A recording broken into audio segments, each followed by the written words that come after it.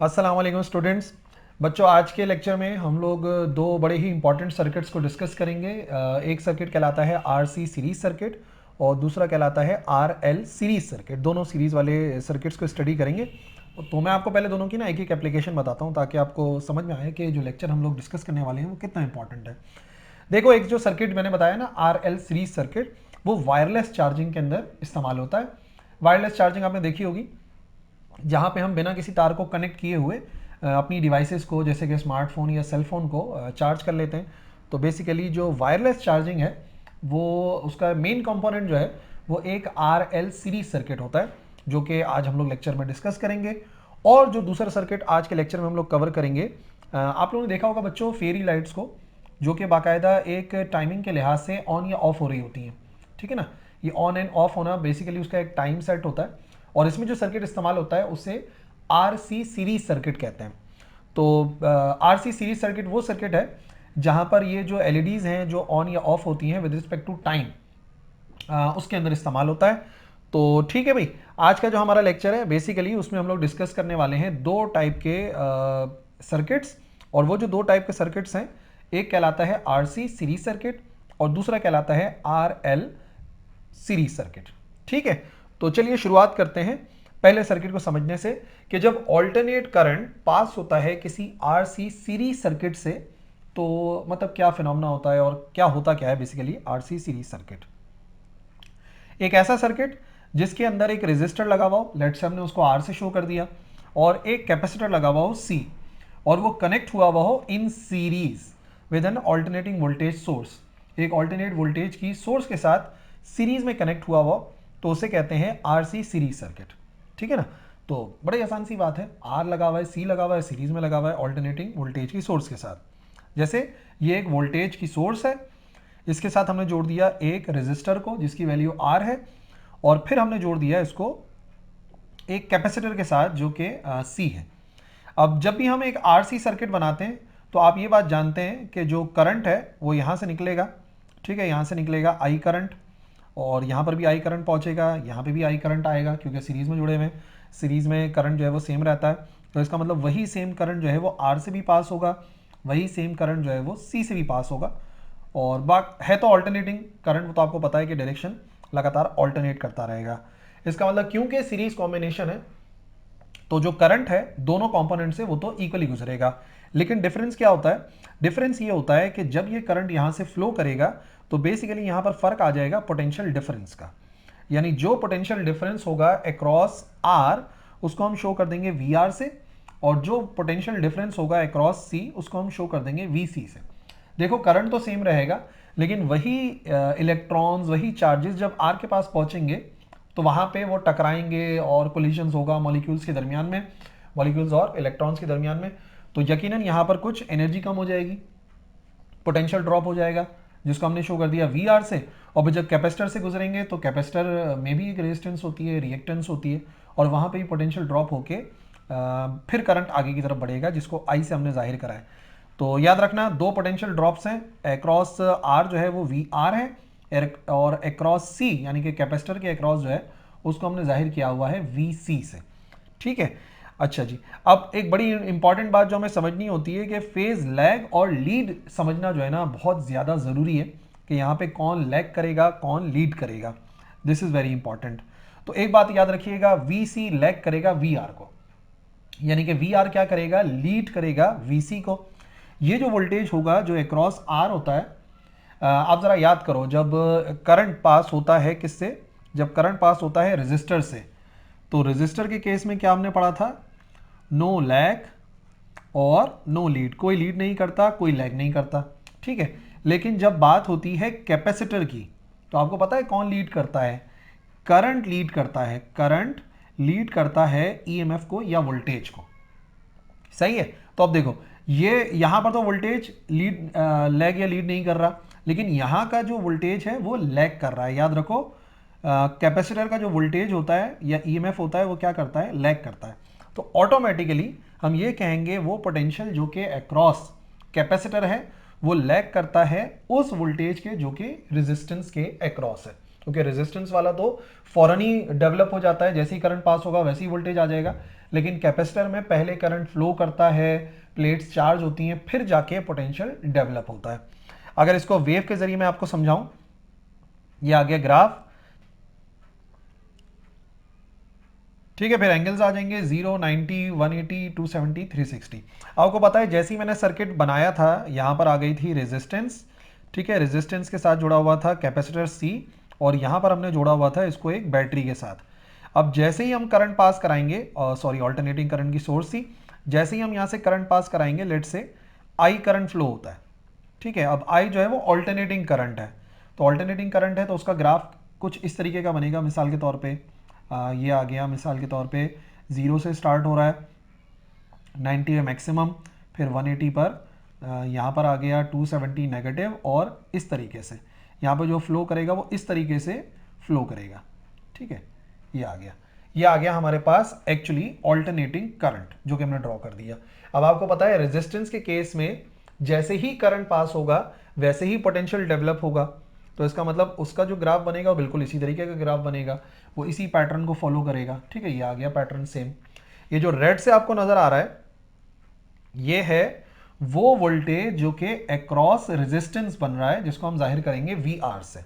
जबकि जो कैपेसिटर है, कैपेसिटर वाला लैग करेगा जो वोल्टेज है। तो लैग करने का मतलब जब स्टार्टिंग होगी तो ये 0 से स्टार्ट हो रहा है, ये मिनिमम से स्टार्ट हो रहा है, और फिर इस तरीके से एक ग्राफ बनेगा। ये लैग और लीड का जो ग्राफ का सिस्टम है ना, ये मैं आपको समझा चुका हूं बच्चों पहले ही, अलग अलग ना, कैपेसिटर, रेजिस्टर और इंडक्टर वाले केस में। अगर आपको नहीं समझ में आया तो उसको लाजमी तौर पे जाके देखो, क्योंकि यहाँ पर हमने सिर्फ एक आइडिया देना था आपको कि कौन लैग कर रहा है, कौन लीड कर रहा है। तो आपको नजर आ रहा है क्लियरली ग्राफिकली कि वोल्टेज अक्रॉस R जो है वो लीड कर रहा है, और वोल्टेज अक्रॉस कैपेसिटर जो है वो लैग करेगा। जही मैंने लिखा है VC लैग्स VR, ठीक है। अब जो फॉर्मूला हमें ड्राइव करना है ना, वो बेसिकली फेजर डायग्राम के जरिए पॉसिबल है। हम फेजर डायग्राम बनाएंगे और उससे बात क्लियर होगी। तो ये आ गया हमारे पास। फेजर डायग्राम बनाने के लिए हमने एक्सिस बनाया। सबसे पहले हम करंट पास करवाएंगे, ये आ गया करंट पास करवाया हमने, तो वोल्टेज बन गया अक्रॉस रेजिस्टर फौरन के फौरन। यानी कि सबसे पहले अगर मैं करंट को बनाना चाहूं तो करंट भी इधर ही कहीं पे बनेगा, ये आ जाएगा सीधा सीधा करंट I फ्लो करेगा, और फिर इसी डायरेक्शन के अंदर वोल्टेज भी आ जाएगा अक्रॉस R। जैसे ही करंट आया वैसे ही वोल्टेज, पोटेंशियल डिफरेंस आ गया अक्रॉस रेजिस्टर। बट वो वोल्टेज जो कि अक्रॉस कैपेसिटर है वो लैग करता है, कुछ मिली सेकेंड्स के बाद बनता है, तो वो आ जाएगा इस एक्सिस के अंदर।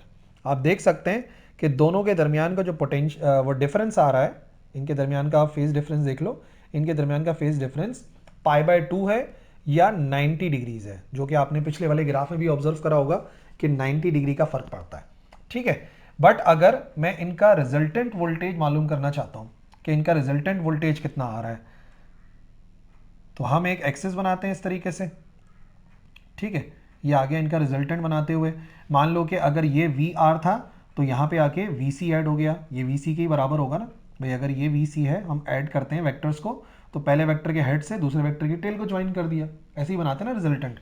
तो जिसका रिजल्टेंट आएगा वो ये आएगा, जिसको हम जाहिर कर देंगे V से। अब क्योंकि यहाँ पे आपको नजर आ रहा है कि हम लोग इस्तेमाल कर सकते हैं पाइथागोरस थ्योरम, तो हम वही इस्तेमाल करेंगे अकॉर्डिंग टू पाइथागोरस थ्योरम। इस थ्योरम को अगर हम इस्तेमाल करते हैं तो हमें वोल्टेज की वैल्यू मिल सकती है। वैसे हमें पता है हाइपोटेन्यूज का स्क्वायर बराबर होता है perpendicular square plus base square के। तो इस केस के अंदर हम क्या कर सकते हैं, ये जो है राइट एंगल ट्राइंगल नजर आ रहा है, ये VR है रेड वाला, ये VC के बराबर है और ये V है। तो मैं लिख सकता हूं कि V का स्क्वायर बराबर आ जाएगा किस चीज के, परपेंडिकुलर बोल दो आप VR को, ठीक है। ये आ गया VR का स्क्वायर प्लस इसको बोल देते हैं VC का स्क्वायर। और अगर स्क्वायर रूट खत्म करना है तो हम लिखेंगे taking square root on both sides. तो ये बन जाएगा V का formula, V is equal to VR का स्क्वायर प्लस VC का स्क्वायर। अगर आपको वोल्टेज मालूम करना है तो वोल्टेज आप इसके जरिए ना इजीली मालूम कर सकते हैं, ये आ जाएगी हमारे पास वोल्टेज की वैल्यू। बट अगर हम इसको इम्पीडेंस भी कैलकुलेट करना चाहें कि इस पूरे सर्किट के अंदर कितनी रुकावट है, तो वो भी हम कैलकुलेट कर सकते हैं, ठीक है। इम्पीडेंस का जो कॉन्सेप्ट था वो हम यहाँ पर अप्लाई कर सकते हैं। कैसे? सबसे पहली बात, जो वोल्टेज होता है अक्रॉस रेजिस्टर उसको हम कह सकते हैं V is equal to I R, है ना, अकॉर्डिंग टू ओम्स लॉ। और जो कैपेसिटर के अक्रॉस होता है, आपको पता है जो काम R करता है रेजिस्टर के लिए वही काम XC करता है कैपेसिटर के लिए, बाकी करंट तो वही रहेगा I, और यहाँ पे हम लिख देंगे VC। तो VC बराबर आ जाएगा IXC के। अगर इस वैल्यू को पुट करते हैं इक्वेशन नंबर 1 में, तो इक्वेशन 1 विल इम्प्लाइज दैट, क्या वैल्यू बन जाएगी इक्वेशन नंबर 1 की? इक्वेशन 1 में सबसे पहली बात यहाँ पर हम पुट करेंगे अंडर रूट वी आर के स्क्वायर की जगह पर आ जाएगा आई आर का स्क्वायर, करंट दोनों में सेम था, और कैपेसिटर के लिए आ जाएगा आई एक्स सी का होल स्क्वायर। ठीक है, और यहाँ पर फॉर एग्जाम्पल अभी वी ही लिखा छोड़ देते हैं। कॉमन लो दोनों में से क्या कॉमन आ रहा है? ये हो जाएगा अंडर रूट आई का स्क्वायर कॉमन आएगा दोनों में से, इधर बचेगा आर का स्क्वायर प्लस यहाँ पे बचेगा एक्स सी का स्क्वायर। ठीक है, दोनों में से आई स्क्वायर कॉमन आ गया।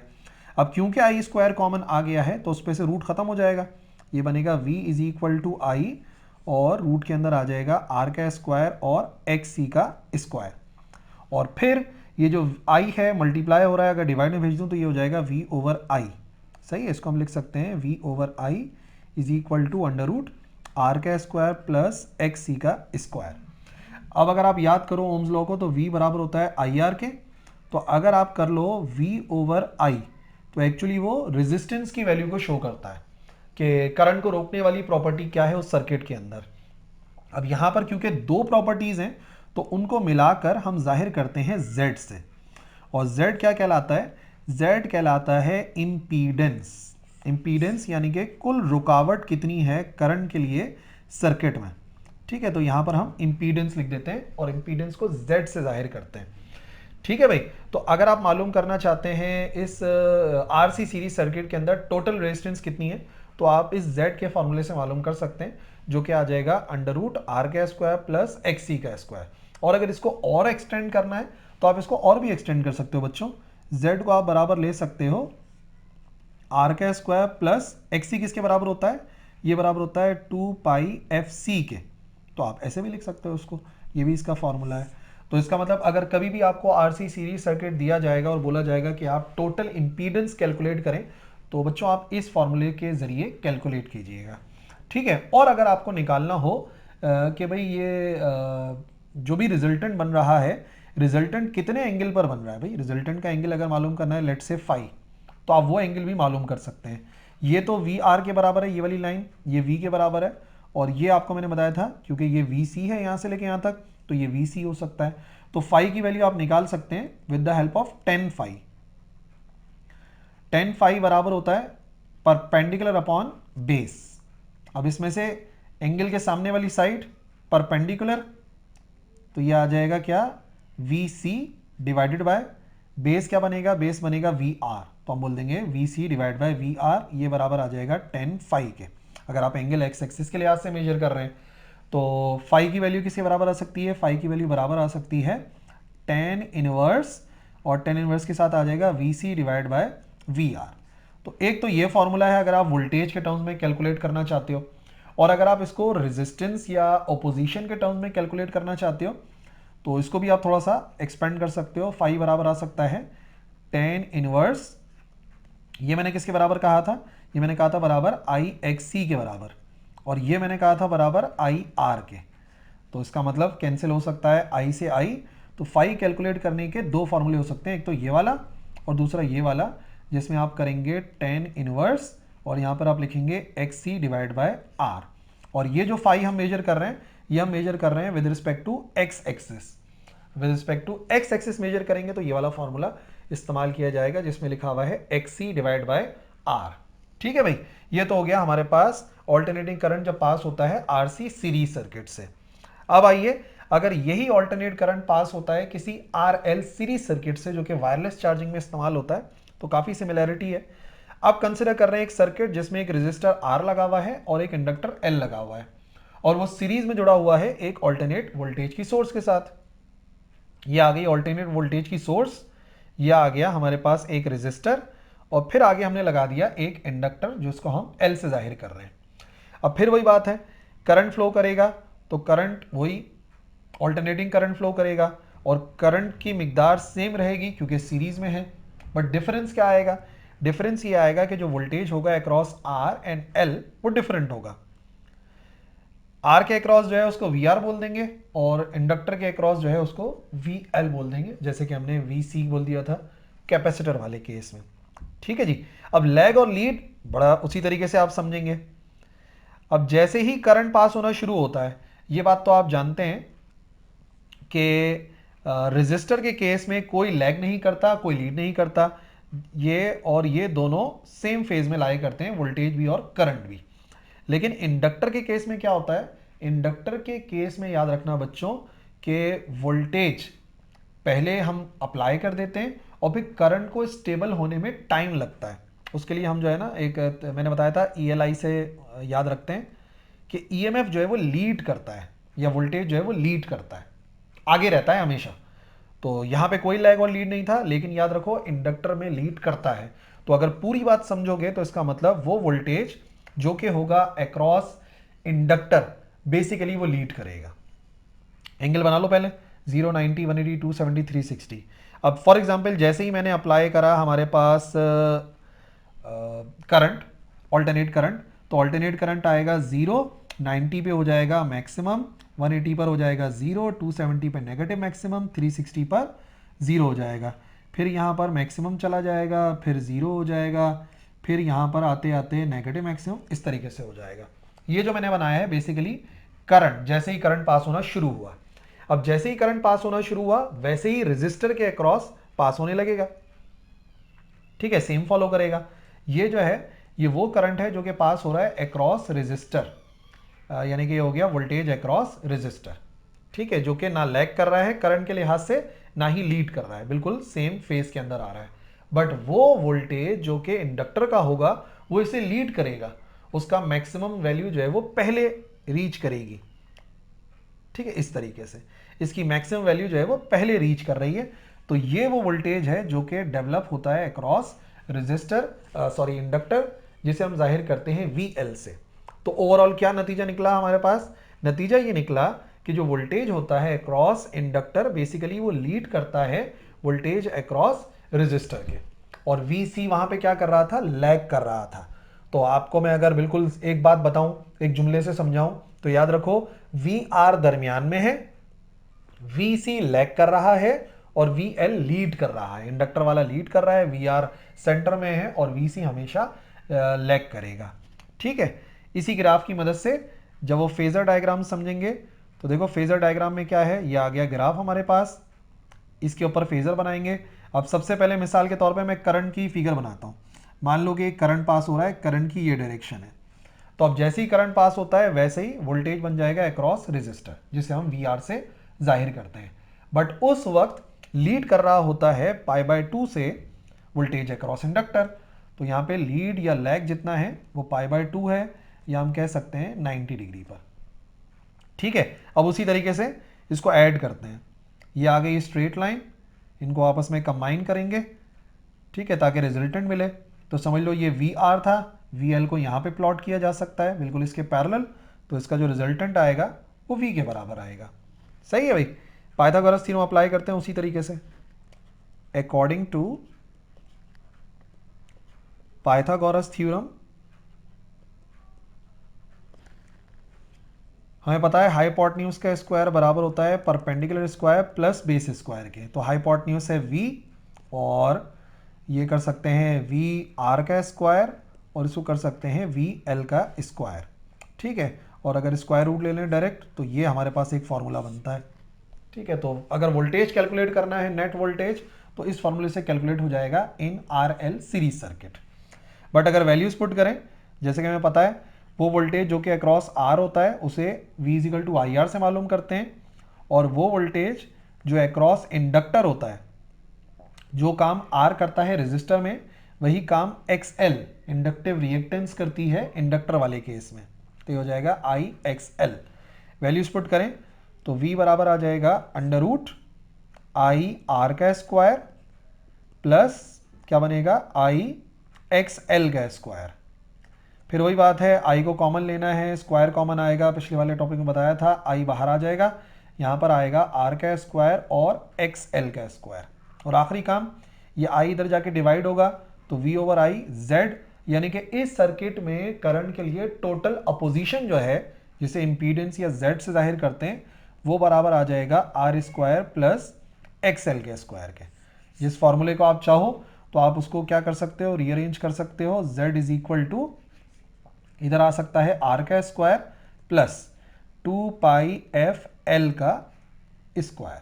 ठीक है, अब जो भी फॉर्मूला इजी होता है उसके जरिए कैलकुलेशन कर सकते हैं। और जैसे मैंने आपको भी डेरिवेशन बताई थी, अगर आप एंगल मालूम करना चाह रहे हैं कि ये किस फेज में है, तो दो फॉर्मूले बन सकते हैं तरीकेकार, लास्ट टॉपिक में मैंने सिखाया।